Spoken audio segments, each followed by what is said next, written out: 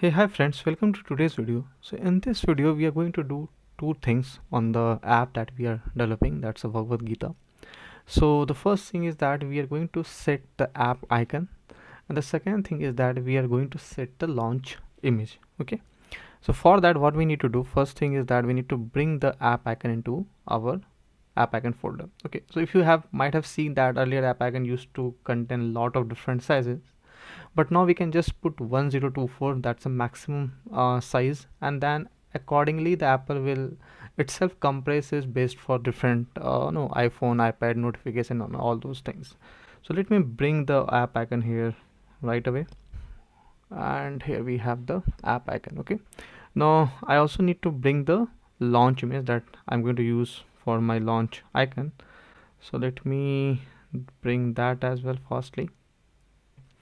So now I have both the app icon and the launch icon. Okay, so if you see here, the app icon already got here. It was just showing the default icon. Now I have the proper icon here, and the second thing is the launch icon. Okay, so now how to use this?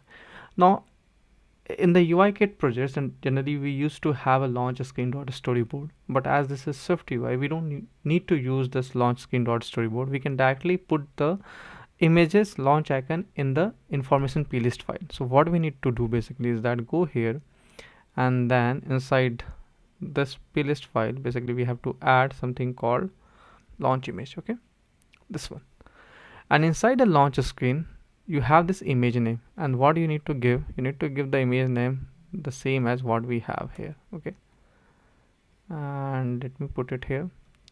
So now we are done with the launch icon and the app icon as well. Okay, now let's run this app. So my simulator is 15 Pro. Let me select 15 Pro only, and let's see that how the app icon and the launch icon is visible. So you can see that the launch icon is appearing here, and let it finish. We'll also see the launch icon, that means app icon. So let it finish loading.